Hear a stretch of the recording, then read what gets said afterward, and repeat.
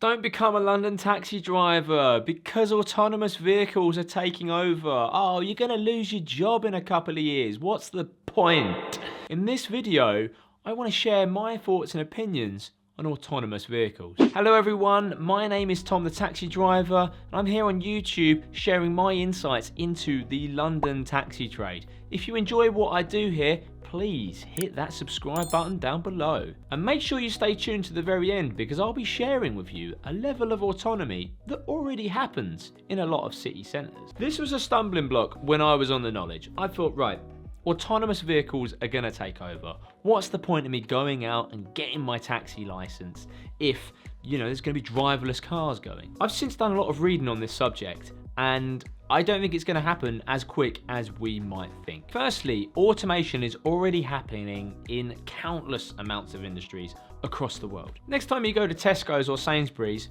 look at the checkout that you're using. Most likely it's going to be a self-checkout. Well, that is a form of automation. Just about every shopping experience we go to will have some kind of automated self-checkout. Automation is already here. It's just how quickly it will affect each and every industry. And arguably you could say that more computer-based numerical tasks will be the first to be automated. I find it really odd that everyone always looks towards like lorry drivers, car drivers, as the first things to be automated and to replace human beings entirely. When you think about it, it's going to be all the kind of computing based tasks, finance, accounting, but that's not been replaced. But that would be most likely to be replaced. So I'm thinking people in office jobs and just being an extension of a computer are more likely to be replaced than people in driving. I know that autonomous driving already exists. You've got the Teslas, for instance, that have autonomous driving that, will happily cruise down a motorway, observe all the cars around it. You can just turn the indicator stalk and it will make the turning for you. It's an incredible bit of technology and I don't doubt that it doesn't exist. However, for the true benefit of autonomous vehicles to take over, every single vehicle on the street has to be autonomous. Look at it this way. You're sat at a red light and there's probably 4 cars in front of you. When that light turns green, the first driver has to then react, the second driver can't do anything until that first driver moves off, and so on and so forth. So there's inefficiencies in that chain. Whereas with autonomous vehicles, the idea is that when the light turns green, all of the vehicles can progress at the same rate, creating a much more efficient system. So only when all of the vehicles can be autonomous can we see these efficiencies take place. It's no use there being one autonomous car, one human, another autonomous car, because there's gonna be some kind of inefficiency in that process. We also have the issue that within big cities, there is a hell of a lot of variables. It's like when people say to me, well, just use the sat-nav, but the sat-nav can't account for all these different variables. And physically driving is no different. For instance, in autonomous vehicles, there is something called the trolley problem. Now, the trolley problem is this kind of paradox where if there's a car that's, full of weight, let's say a runaway train car or something, going along a set of rails, it goes along the rails and at the end of the rails are 5 people standing there. So if the car was just left on its own course, it's down there, it's got no brakes, it can't stop, it either hits those 5 people or an operator, computer, whatever it may be, can choose to divert the car onto another rail where it kills 1 person. What is the correct choice here? Does the operator intervene at all, leaving it to just do its own thing and kill the 5 people? Or does it change onto another rail and actually has to make the decision to kill 1 other innocent person? It's the fact that you have to put a physical decision in place. And when it comes to autonomy, everything is a calculated decision. There is no randomness involved. And this is the problem, is that there is still some moral argument as to how these should be programmed, because at some point in that car's computer, it has to have that decision-making process built in.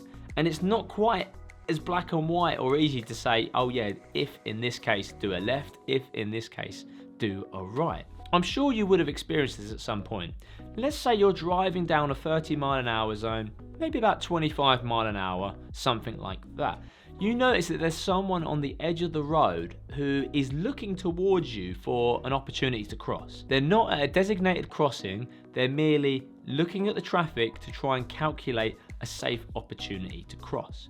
Now you as a car driver have to individually look at and assess that individual and think, right, do I continue at this speed whereby the pedestrian might cross in front of me, so I might have to adjust my speed, slow down so I don't collide with them, or do I speed up a little bit to discourage this person from crossing the road? It's this kind of game of like mental chicken, and there's a lot of variables involved in being able to ascertain that situation. And I don't think any autonomous vehicle will be doing that anytime soon. I think if autonomy happens, it will happen on motorways first, because you can get a few autonomous vehicles on there and they'll gain some kind of advantage. But to truly have it happening in cities, you've got to have every single car autonomously driving. But you know what's just as close or just as good as that? Taxi drivers, the knowledge. Here's an example. As taxi drivers, we learn just about every single available option of routes and streets and roads that we can take on a given journey.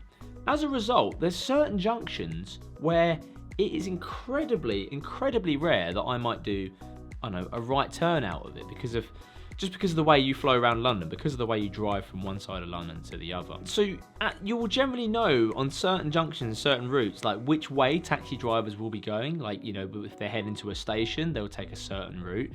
So that's kind of a level of autonomy in itself, that they have these kind of pre-calculated, predetermined routes they don't even have to think about because it's so instinctual, it's so natural. A taxi driver was hailed down on Pall Mall, going to Victoria. 9 times out of 10, they're all going to pick the same route. Left into Marlborough Gate, forward Marlborough Road, go along the Mall, past Buckingham Palace, come out to Buckingham Palace Road, you set down at the hole in the wall that way. It's pretty simple, and that's instinctual, pretty much almost autonomous. If there was 10 taxi drivers in a line or side by side doing that route, it'd be pretty damn efficient, because they'd be in the correct lane, which would then minimise the opportunities of being in the wrong lane. You know, if you're in the wrong lane, you have to pull in front of a car. You might not be able to get in front of the car. That could slow the journey down and add inefficiency. Now remember this, that autonomy is generally about efficiencies or removing inefficiencies. As taxi drivers already know which lane to be in, well, you're already pretty damn efficient. There's also only about 3 models of taxi in London currently. And with the majority of them being automatic, if you're at a set of traffic lights, one taxi behind the other, they're both going to pull off at the same rate because they've both got the same, you know, let's use the TX4 as an example. They've both got the same gearbox, they're both automatic, they've both got the same professionally trained driver who, you know, if they're going in the same direction, will both know the exact same route. That is a level of autonomy because they're both doing the same purpose, the same function. But if you have 2 different drivers, let's say someone commuting from one place of work, and let's just say a truck behind that, like someone in a manual car and someone in a truck, well, they're going to pull off at slightly different rates. So that's where inefficiencies in big cities can happen and what ultimately causes traffic. But if all the vehicles were the same, like a taxi for instance, you minimise a lot of those inefficiencies. It's only got to be 1 or 2% marginal gains on every single traffic light or junction, but on a big city like London, you will soon start reaping the rewards of that, and it will pay dividends in the long run. I'm not against automation because I think automation isn't just this like one thing of like, here you go, here's a self-driving car. It happens in so many different forms. Like, look at a modern car now compared with a car from say 20 years ago. Like my taxi has a reversing camera, it has automatic headlights, they automatically put on high beam and low beam if I'm driving in the country. The wiper blades even come on automatically if it's raining. You know, with a reversing camera, I can reverse much more efficiently, that's quicker, that's a level of automation that we didn't have 20 years or so ago. I think these things will just gradually come, and before you know it, it's 10 years, 20 years down the line and we've got pretty self-driving vehicles. Now even the wing mirrors, they've got these little blind spot indicators, so then you don't have to turn your head, and every time you then turn your head, you then got to calculate the situation before then coming back and then readjusting your focus. You've got these little blind spot indicators that do it for you. Marginal gains, but then of course that pays dividends over time. So we've already got incredibly efficient vehicles because they're automatic, and a lot of the things that involve some level of decision making or thinking are built into that vehicle, such as the automatic headlights, wiper blades, reversing cameras, etc, etc. And you have the most efficient drivers because of the knowledge. So taxi drivers are always in the correct lane because then that removes inefficiencies later on in the route when they realise they're in the wrong lane. So it's just easier to be in the correct lane. I think as driving evolves, and kind of how I sometimes look at driving in London is that I'm not much of a driver, I'm more of an operator. And you know, look at it like this, like with pilots, with some of the train drivers on the DLR for instance, they just operate the train. So the kind of input, the physical amount of input they put into these machines is less and less, and as the years go by it is less and less. It's like with pilots, you know, you'll hear people say like, oh yeah, they just get up to the sky and they do autopilot and they just run through checks. Yes, they are operators, but if those systems go down, they can of course fly that plane or operate that train in a manual mode. And it's the same I think when it comes to driving. But my prediction is that over time there will still be a human element to driving, but the actual inputs will be less. So maybe in 10 years time, 20 years time, you won't have a steering wheel per se. You'll just say, look, I want to be in that lane, I want to be in that lane. And it might do the cornering, the actual turning for you. And that way the car makes it more efficient at turning because a machine might be more efficient at turning than you, the driver, operating a wheel, for instance. Things like even in London, like I use speed limiters quite a lot, because then that way I can set the maximum speed it will go to as 20 mile an hour, because much of London is a 20 mile an hour speed limit. So as a result, I'm never going to go over the speed limit. A piece of automation that I use every single day to make me better at driving. It hasn't replaced me as a driver, it's just made me a better and more efficient driver. So to top it all off, I believe automation is efficiency. We're always getting more efficient, technology enables us to do that, but we're not getting rid of drivers just yet. Let me know what you think. Will driverless cars be a thing? I'll be interested to know.